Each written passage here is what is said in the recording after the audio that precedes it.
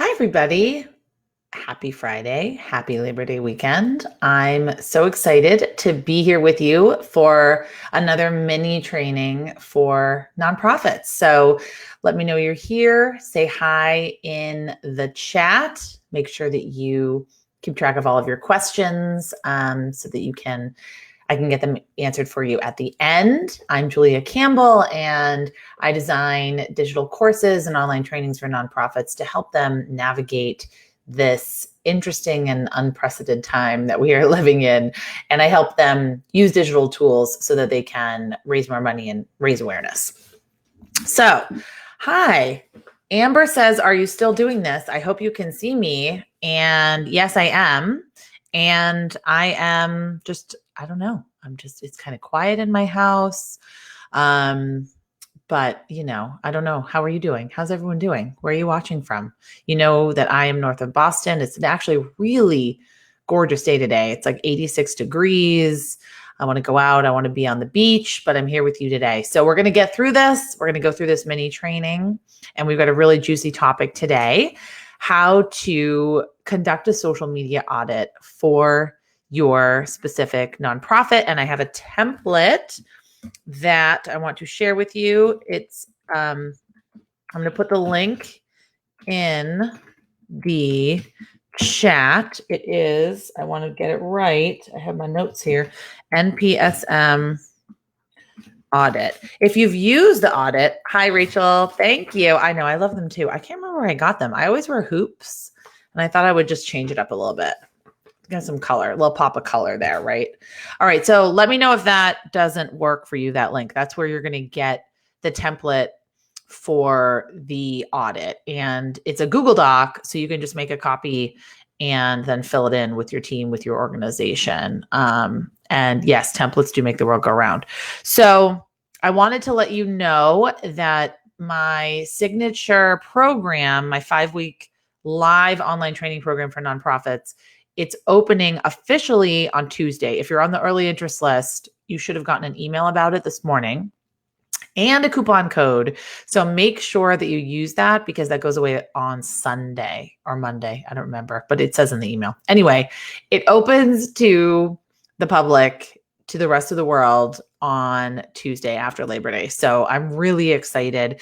If you go to socialgoodacademy.com, that will give you all of the information. And yeah, you should be able to access it there. If you have any questions, let me know. So before we dive into the topic, I want to make sure you get the audit template. I want to make sure that you have a pen and a piece of paper handy, or a Google Doc open, or something open where you can take notes, because there's a lot of information to cover today. So as you might know, a big part, and I have my notes here, a big part of my work with nonprofits is conducting and delivering social media audits and assessments.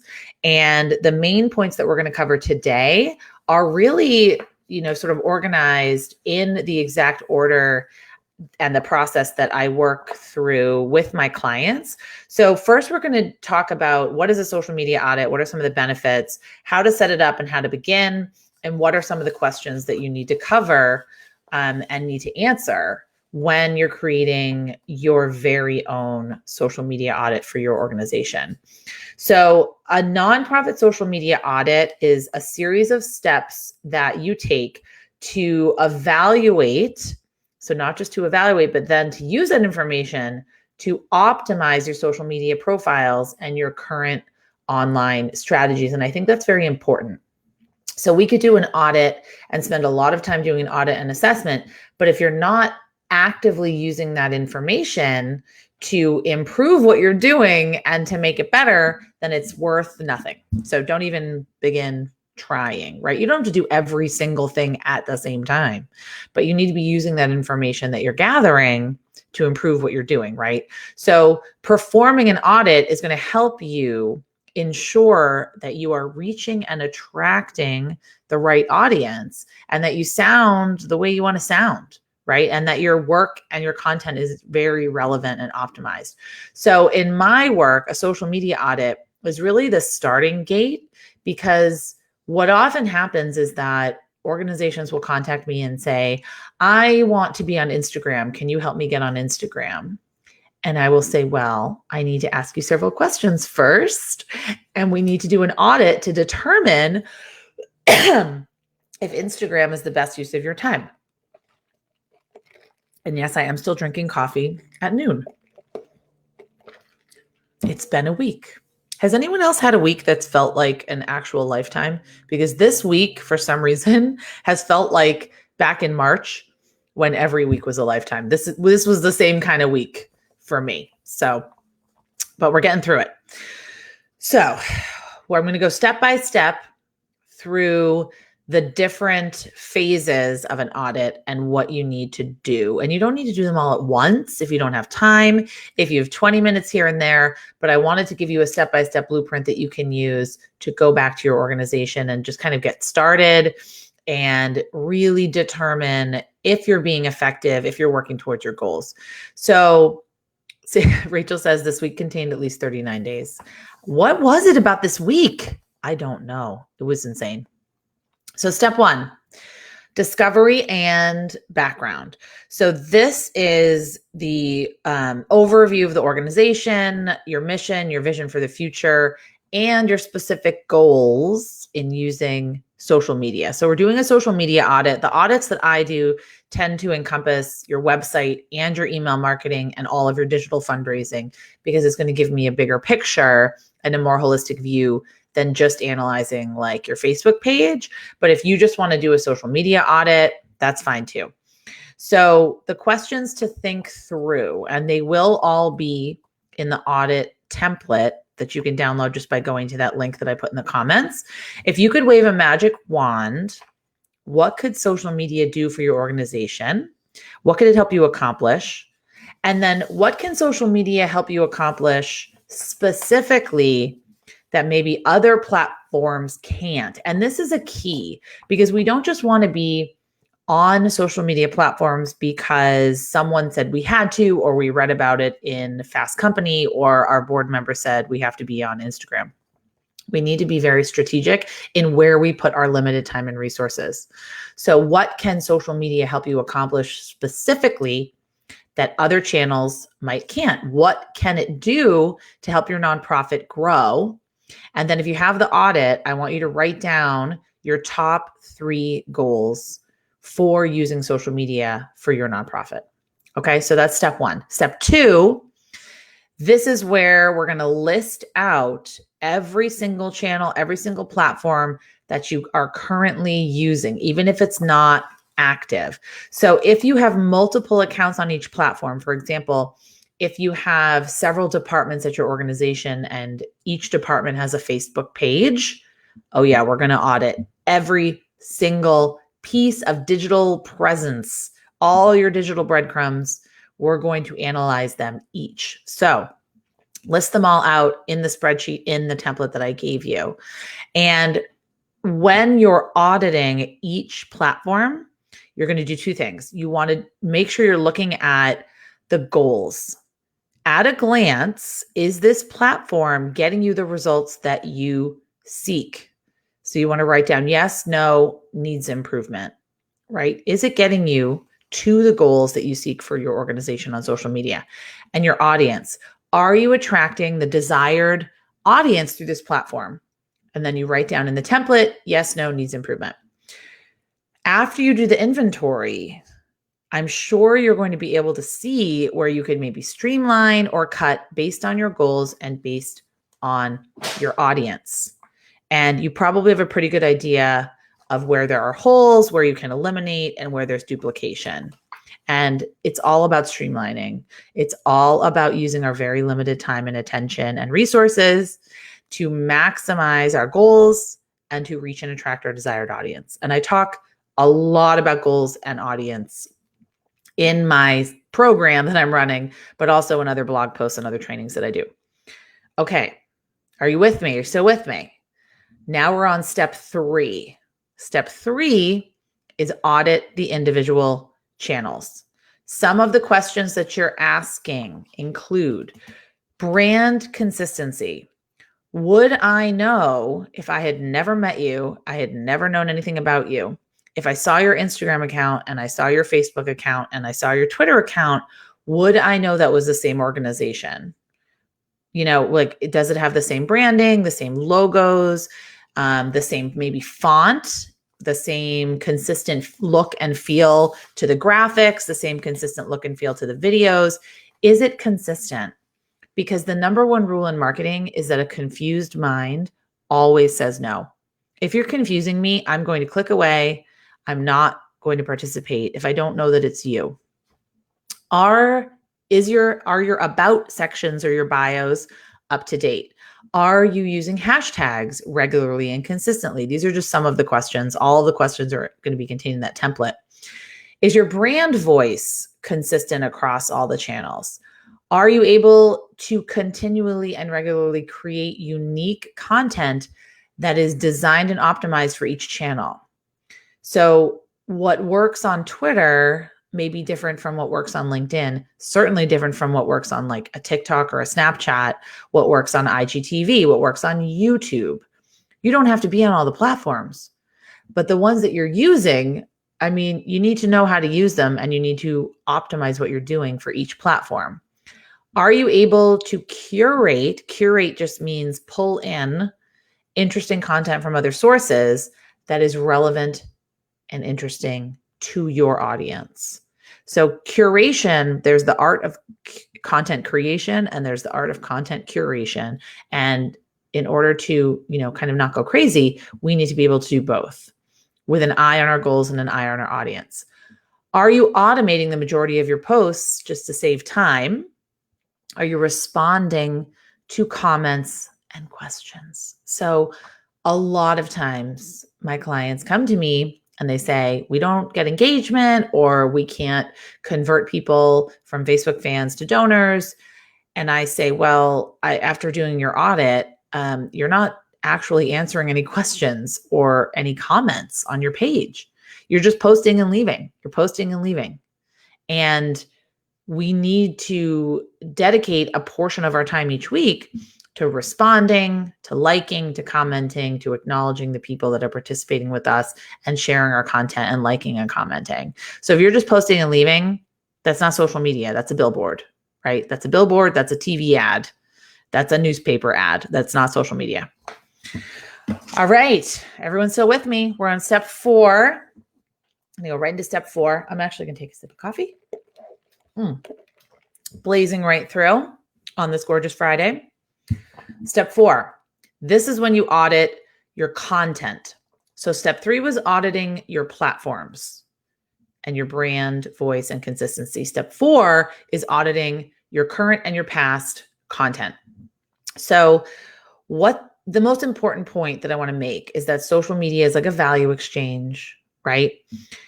Your audience gives you their time and attention, and you have to give them something that's worth their time and attention. It is not transactional. And if you're only using it to promote yourself, if you're using it as a one-way billboard, it's going to fall flat. So you want to audit your content by asking the following questions. Who is responsible for posting the content? Who is the person responsible? You want to make sure that you know who it is. Is it by committee? Is it by a board? Is it volunteers? Is it an actual person? And then how have they found the process, right? So you do kind of want to get your finger on the pulse of what's going on. What is the sentiment? Is everyone overwhelmed and stressed out? Is everyone fine? How does everyone feel? And then what specific kinds of content work best and get you the results that you want, whether that be driving traffic to your website, maybe it's engagement, maybe it's awareness. You need to go into your individual platform insights or analytics to get this information. If you want to look at like video views or clicks or conversion rate or things like that. And then I bet you can tell me right now without even looking at the insights and analytics, which topics work the best to excite and energize your audience. I'm sure you could tell me that just by eyeballing it.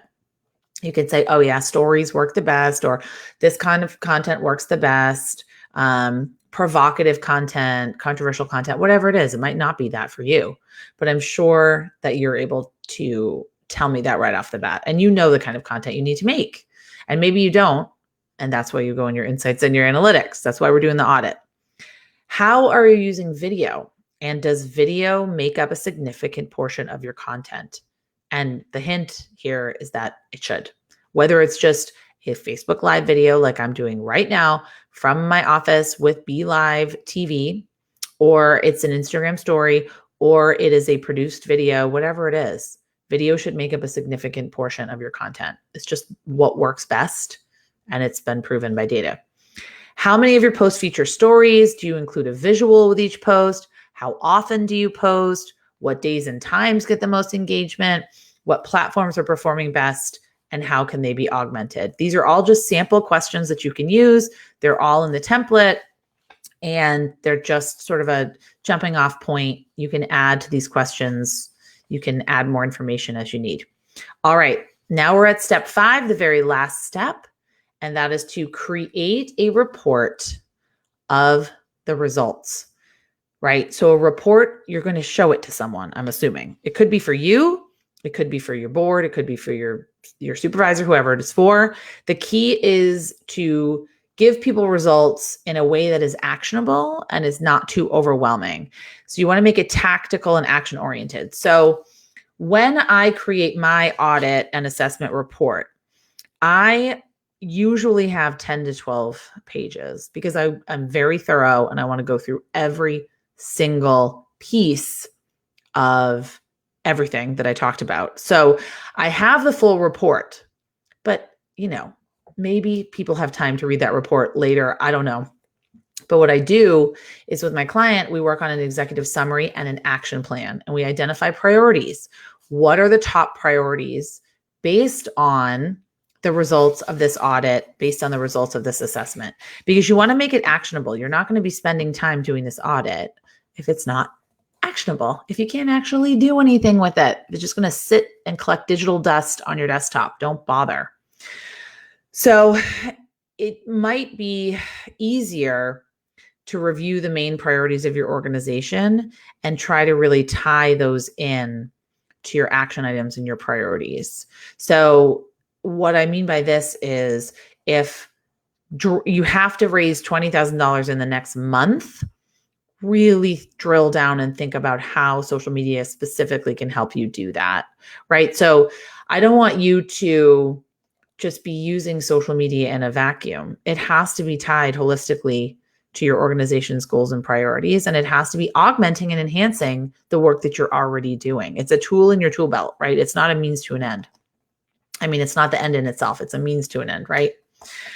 So some things to keep in mind when you are conducting your nonprofit social media audit. 1, just conducting the audit's not enough. I talked a lot about this. What are you going to do with this information? Write up a succinct action plan. This is what I do with my clients, with your top recommendations for improvement and a plan to get started. If it's not in your calendar, it's not going to happen. When conducting an audit, it's important not to just look at the channels, but look at all of the assets that you can bring to the table. And that's time, talent, and treasure. Do you have the skill set? Do you have the time? Do you have a small budget to manage even paying $1 for Canva for a stock photo, $50 here and there for Facebook ads, whatever it is? Do you have the time, talent, and treasure? Those are other things that you want to audit and assess. And then you have to understand how all the pieces fit together. So they are not siloed. They are not just individual platforms kind of floating around that you're going to be using and leveraging here and there. What channel is best for which goal, and which channel is best to engage and attract the desired demographic that you want to engage and attract? The other thing that you want to really take a look at are the trends that you need to know in the ever-changing social media landscape. So you don't need to be everywhere at once.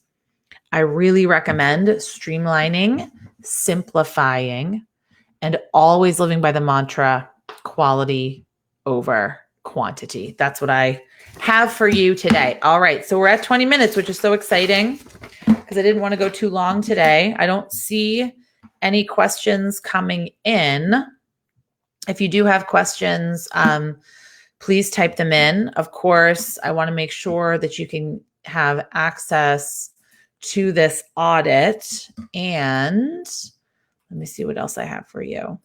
And then just make sure you keep an eye, especially if you're on the early interest list. If you're on my email list, keep an eye on your inbox because there's going to be a lot of really fun, awesome things coming your way. That, today, if you're on the early interest list, and then next week, if you're on my regular list, because I want to make it super exciting and fun and a happy period of time to join the Academy, because I don't know when I'm going to open it up again. I never know. Honestly, I wish people ask me, when are you opening it up again? I can't join this year. I don't know. I just don't know. That's the real key. Do we know anything? We don't know anything. I don't know if my kids are going to school. We don't know anything. So we live by the rule of not knowing very much and just knowing kind of what we need to know to survive the rest of the week, right? Okay. Thank you, Anne. I appreciate your time, template, and thought-provoking, Julia. Thank you. That's really that's all I can ask for. And I have received really amazing emails and wonderful encouragement from my community. And all of you, I just want you to know you do work that matters. So stop working right now. I hope you can take a long weekend. And I really hope you can take some time off, take some time for you, take some time for your family, whether that be dogs or kids or cats or whatever it is.